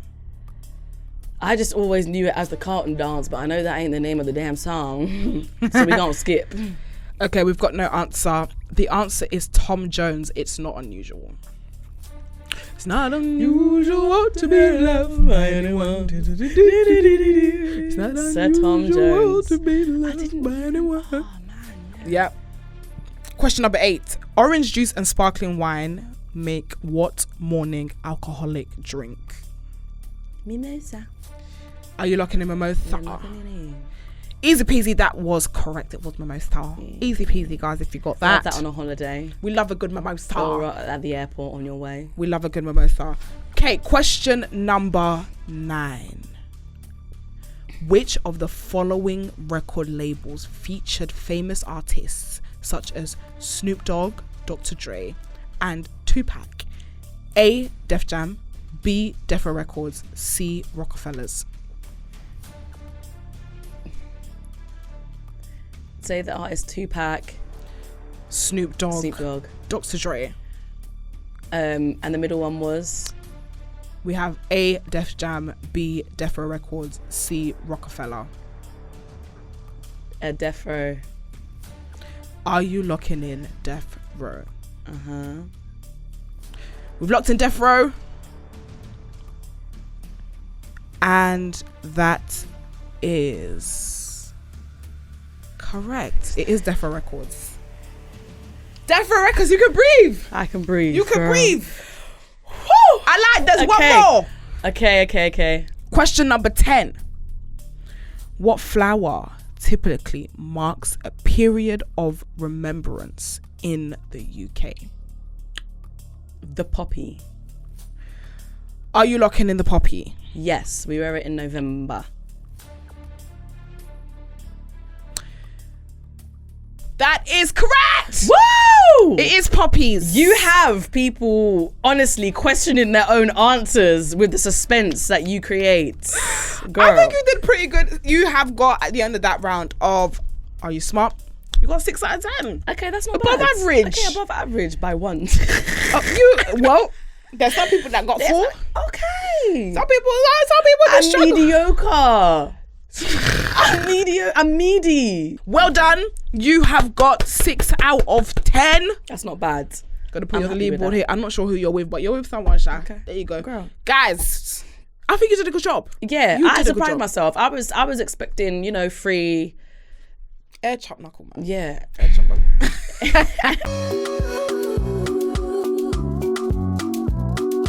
Hot topics of the week, baby. Right, guys, we are going to move on to hot topics of the week. Of course, it has been a chaotic week. And as always, we are going to start with hot new releases.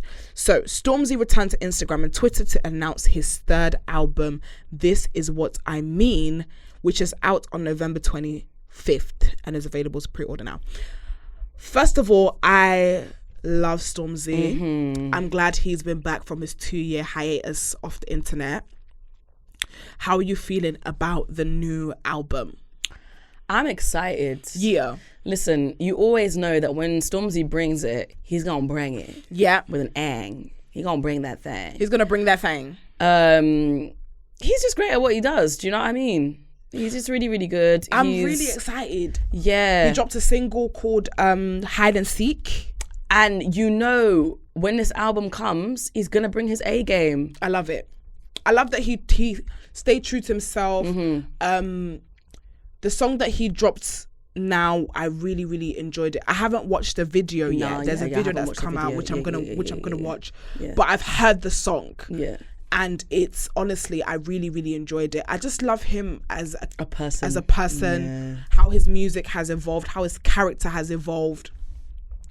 I heard he spent a lot of time on this album as well, like just in isolation, trying to create something that was not about sales, not about music, but was meaningful to him and where he's come from and his current mental and spiritual state. He is a man of God, which is very important. There is a song coming out called Holy Spirit, and I'm ready to listen. The guy stays true to himself, and I think that's one of the reasons why people love him so much, because he's also so personable as well. Yeah, like I think there was something of him on a pitch, and he was being interviewed, and he literally was just in like a trackie or whatever, and he was just the way that he was feeling like, oh, like I'm just gassed to even be here, and yes, I saw it. This guy, Stormzy. He's still one of us. Yeah. Do you know what I mean? Like just the way that he conducts himself and portrays himself, it's just like despite reaching this incredible level of success, he still stays true to him. I think you never hear some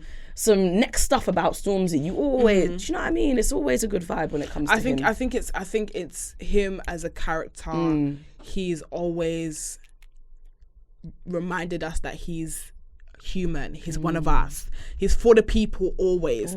And not only just in his philanthropy work, not only in his advocacy work, because he was on an advocacy stage where he was really pushing for Grenfell, where he was really the voice against the government that at the time wasn't supporting or helping the people. And I love him for that. When it comes to the people, Stormzy is there. But Stormzy whether it's marching, whether it's like standing there giving speeches or being vote, like Stormzy, he's there. Yeah, 100%. And for that, I really, really love him. And I really like him. I'm really excited about the album. This new album that's gonna come out. So we're very excited. Big up him.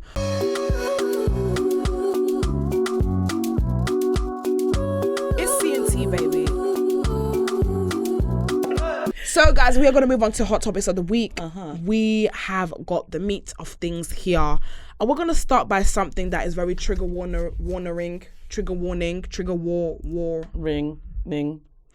Okay, we've got something that's very triggering, so we're putting a trigger warning on this before we start. The biggest thing that's happened this week, we have a lady called Lucy. I don't even call her a lady, no class. Lucy Let Be, the child killer. So she is a specialist nurse for sick babies. She's a specialist nurse for sick babies at Chester Hospital, and she's currently on trial for killing newborn babies. So she's been accused of killing 7 babies by injecting air bubbles into their stomachs and or overdosing them with insulin. So people are also in outrage because the British publications did not report the story with a mugshot, but also people, also her smiling in the photos, and even showed one of her holding a baby. Oh. So when I first read this story, I was like, what the fuck? Because even in extension from what is written in front of me, I read that when she finished allegedly killing the infants, that the prosecution found searches on Facebook of her searching the families. There's allegations of her taking pictures of the babies after she has killed them. And also currently there was a confession that she wrote saying that she's an evil person and that she did kill them on a piece of paper. So it's a lot. I don't know what kind of sick human being you have to be to think an innocent child deserves to die, and how you found ways to kill them. Because there's about 7 infants plus 10. There's 7 infants. 10 attempts. Yeah, 10 attempts. Wow. 10 attempts, 7 killed by this one girl. How do you get to that place in your mind where you want to do this to newborns, new life that haven't seen or not seen, haven't experienced, haven't done anything, to permit this ungodly sin? It's disgusting. It's disgusting. It's like, I just don't know for these things, you know. I really don't. I don't know what. It's sickening. And it's something that is so far removed that you think to yourself, like, how does this shit exist? It's insane. You see cases like this, serial killers. I just finished watching that Jeffrey Dahmer thing, and just knowing what this guy does and some people do. Like, how does your mind work? I'm not gonna lie. And to do it again and again and again. Several times. And do you know what? The most fucked up thing about it is, usually someone knows something. Someone knows something. And whether they've been reported for oddly behaviour or, I don't know, something's a bit left. There's been certain amount of reports, and usually they just fling it under the radar, and then all of a sudden it's just like, oh shit, we fucked up. Oh man, there. You start blaming people left, right and centre, but the clues had been there. They had been there. I'm very interested to see how this story evolves. And I never watched the Jeffrey Dahmer thing. I know I've been seeing the conversations behind it. It's the same reason why I didn't watch the cats one. Don't fuck with cats. No, oh God, I've never seen that. The one about the boys who were sent to prison for a rape that wasn't them. Oh yeah, that was. I never watched it. You see, when I start to see things that are aligned with real life, so these are true life stories that have been reenacted, I can't deal with it, because I think I feel like my heart, the way I'm so empathetic, my heart would be pressed the fact that more that this actually happened in our existence, that a man could be so wicked enough to be brutally murdering young boys. I couldn't deal with it. It's unfathomable. Yeah. And it's comprehensible. Yeah. Because it's just so far removed from anything that we would ever do in our whole existence and whole entirety that we can't make sense of it. Like, how can you actually go and do something like that physically to someone? And then, as I said, again and again and again and again, get some kind of gratification from doing what it is that you're doing. It's sick, like you're sick. Yeah. And then to say that my girl had wrote a whole piece saying, yeah, she did it and she was this and she was that, proud, whatever, like, what the fuck? It makes me really, really sad. And again, like, I don't know all the pieces of information so that I can really comprehend the mind of that woman. But I just find it interesting that, again, the newspapers, the pictures that they were using to make her appear to be somebody who was nice, a part of the community, holding babies out, but she is a murderer, and a murderer to, they're not even children, they're newborns, to find a method that that would never be discovered. I think it was I saw somewhere that there was a mother that saw her with her child before the child had died. Like, prior to this, she was injecting air through the nostrils of the newborns, and because of the breathing gap, they'd have a heart attack and they'd die. You wouldn't know how that came. For someone to have this thought process of to methodically know how to do something like newborns, that. It's ugly. And then you are now going on Facebook looking for the parents to glow at their sadness, glow at their, obviously people would be sending them. They get a thrill. They get a thrill of that.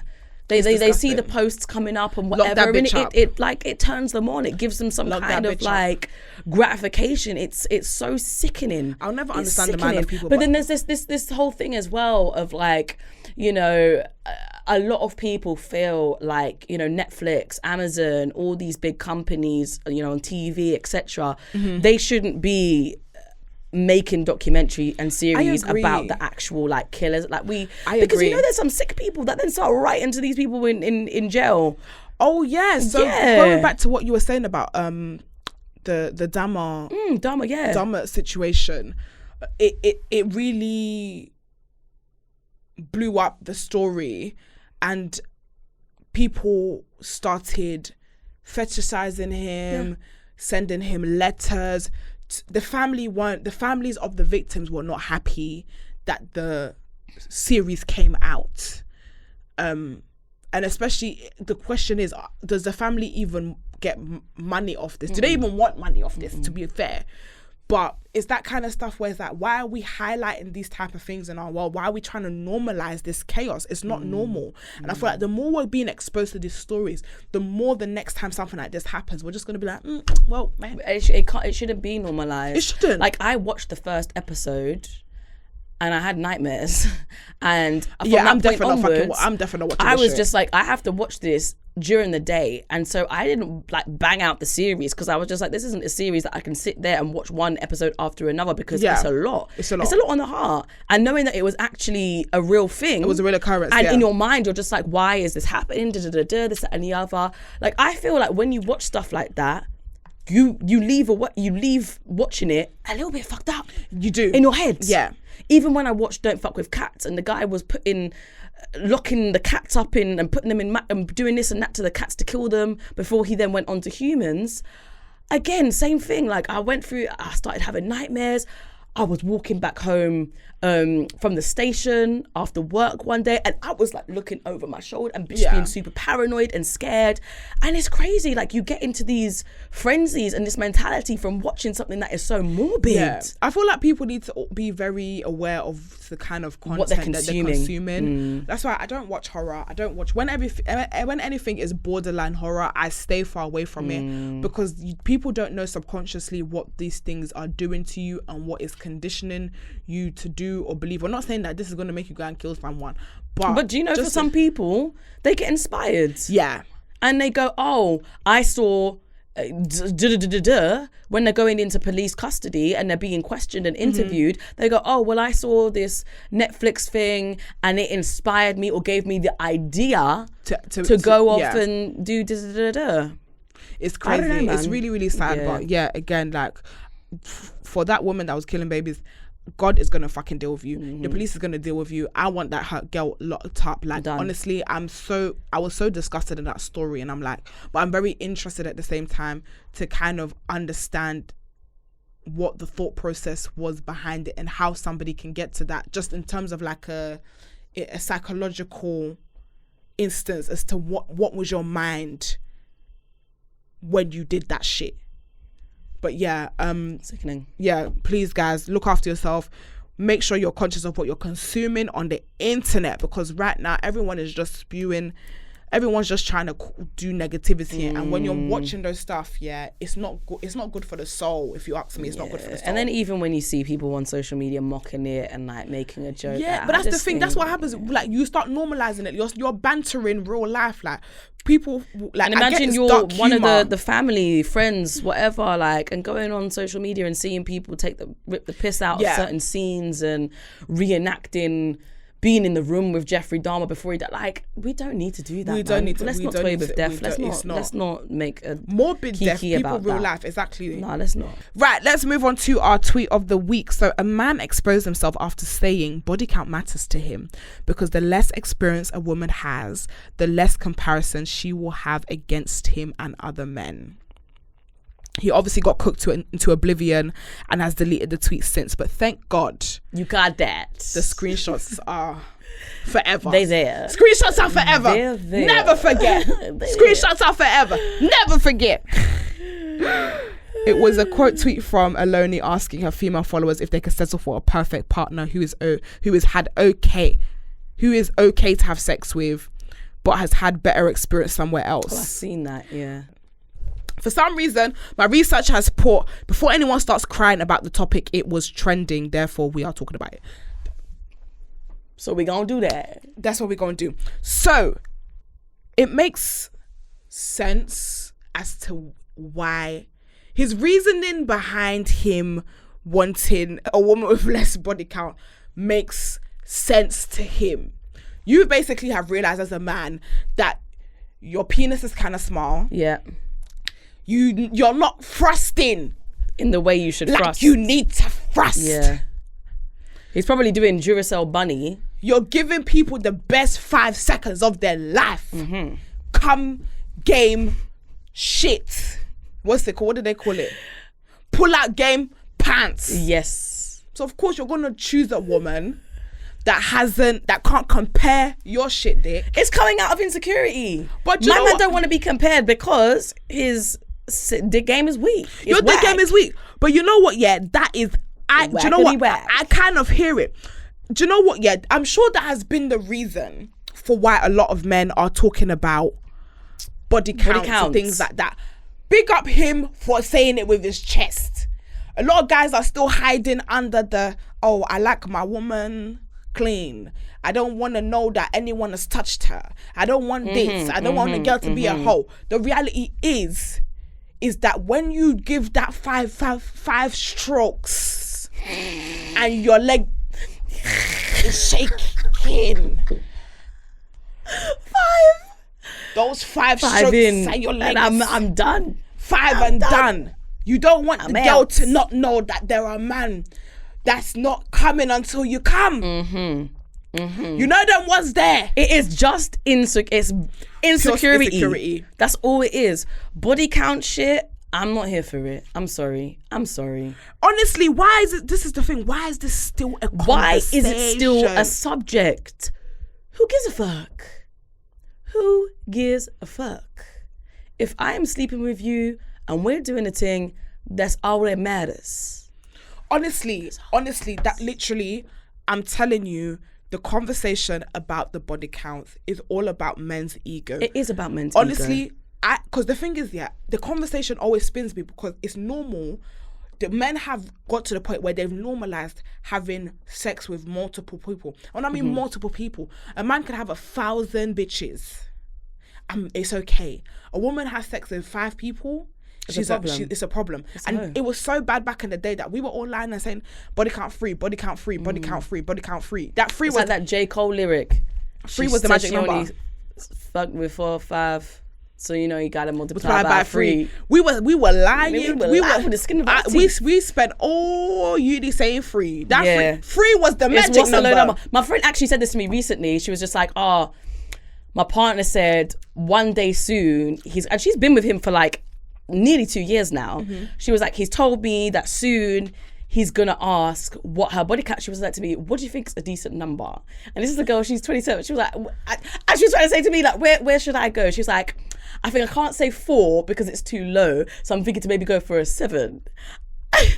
I'm just like, if a guy ever tried to tell me or ask me what is your body count, I would say we're not finna have this conversation. What I say, because either I lie to you or I lie. I will not say it. I'm not telling you. When guys ask me, and the thing is, every time I hardly get asked, but when I do, I'm just like, that's already cancelled. Fuck the rest, that's cancelled. Yeah. But when they're like, what's your body count? How many guys have you slept with? And I say, I've slept with enough men to know what I'm doing. Yeah. I've slept with enough men to know how to throw it back. Yeah. And that's all you need to know. Thank you. It doesn't matter. Why are you asking? Just that none of your boys, none of your niggas have been here. Don't worry about it. Yeah. But I know enough. I ain't fucked your friends. That's all you need to know. But I know enough to know how to do what I do the thing. Thank you. Thank you very much. Go to hell. Goodbye. Body count stuff. I'm not here for. Has my mic always been this way? I don't know. I haven't even been checking for it. Because I feel like my mic is the wrong way. It is. Is it? Mine is the same way as yours though. Oh, is it? Yeah. Okay, I'm bugging out then. Yeah. I'm bugging out. I'm drunk. But yeah, so would you be okay, going back to the Oloni conversation, would you be okay with someone that is amazing but the sex is meaty? It's meaty. You being a single girl. Ooh. Good question. I think as long as it's not bad. What's bad sex? Girl. One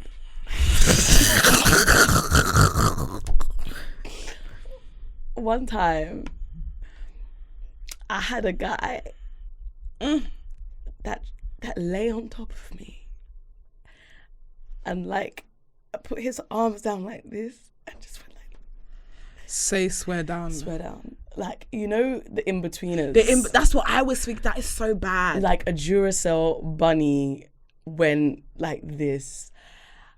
And the funniest thing is I wasn't friends with her at the time, so we didn't know that we slept with the same person.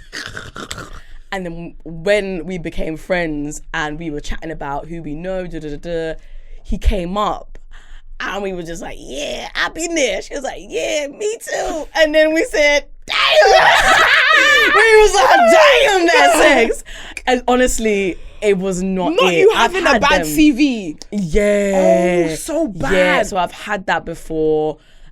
If it's bad, then that's unredeemable. Do you know what I mean? Because you're set in your ways. I will have to deconstruct that whole system and then we start again. I'm not here to be anyone's fairy godmother. Like, I'm not here to teach you, how to do the deed. But if you're meaty and you've got certain areas that I know you can excel, then I'll give you 1-2 tips. Yeah, you know have to give a 1-2 tips. tips. If it's bad, I don't think I've There's ever no had going on. bad You've sex. not. Oh, God. Listen. I don't think I've had bad sex where it's just like, this is so embarrassing. Maybe the penis is not like penis is. I'll run away. Yeah. The penis is, but then they compensate because they really can. They can really eat you like a McChicken sandwich. Do you know what I mean? So like, it's not everyone is doing blessed. this to the mayo. Not everyone is blessed with a big cock. As much as the internet boys want to lie to you and tell you that they don't all got big dicks. I swear to God, they don't. Some people like chodes. Some people like small little things.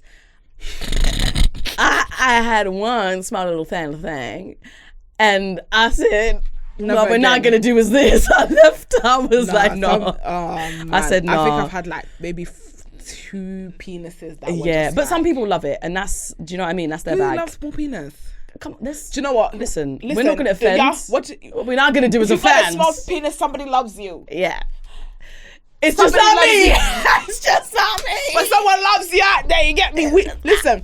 What we're not gonna do on this show, we're not gonna penis shame anybody. not. Listen, big dick, small dick, y'all deserve to penetrate something and somebody. Yeah. Not something, a human, please. Yeah. I'm here penetrating trees and stuff. Oh, I've been no, hearing no. stories Some and people are animals and fucking shit. I've been weird. hearing stories. But yeah, I've had some bad. yeah. But I think it just depends. It's where you're at on the scale. It's where you're at on how bad. Yeah, if it's meaty, I think it's tolerable, especially if you've really caught feelings for somebody. And do you know what I mean? Like, if you're with somebody and everything else is ablaze, then the sex stuff you can work Honestly, on that, I feel like for me, sex is definitely a big thing. But if I like you, it becomes very secondary. Do you know what I'm saying? 100%. It's not Sex is beauty. something that ticks you over. Do you know what I mean? Sex is something that ticks you over.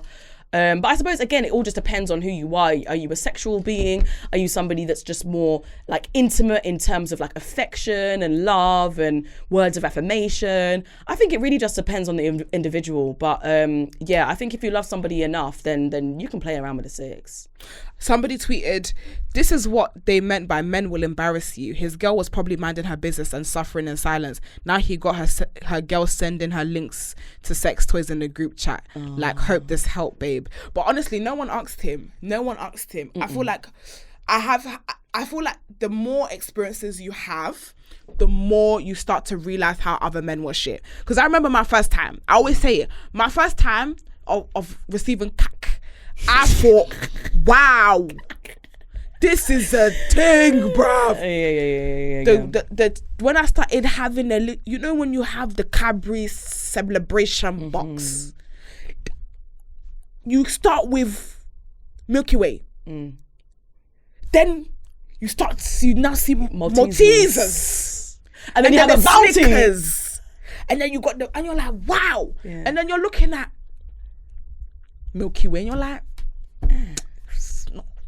I liked you at the beginning. You were the best. In the beginning. You was the best chocolate. Now, Maltesers. Snickers. Yeah. You get to know what it is that you like. Do you know what I mean? So he's like, right. Yeah. And big up, do you know what? Big up him for confessing. Yeah. Sometimes honesty is important. Just say, yo, I can't give it to you. I can't give it to you like you deserve it. But I've got a good heart. That's what matters. My heart is big cocky or not. I've got a big heart. I might not be able to throw it back, and I might not be able to be doing the gymnastics, the positions. I might not be able to carry you because of my knees. Yeah. I might give you the five strokes, the best 5 strokes in your life. Yeah. 1 minute man and I'm done. 1 minute man. But guess what? He got a good heart. I got a good heart. I'm gonna buy you flowers. And he'll buy you flowers. He might not dick you down, but he'll buy you flowers. Listen, he might not dick you down like you deserve. But he gonna buy you flowers. He gonna buy you flowers. Sometimes sacrifice. It's insecurity. Listen, this isn't insecurity, but he's also factual. Do you know what? I think a lot of guys want to stay ignorant, but I think a lot of guys will sing the same hymn sheet that they don't want, and it is ego, like you said earlier. It is all to do with ego. You find a needle in a haystack man that will say, I don't give a fuck. You know, she ain't with them now. I'm here. I'm digging it down.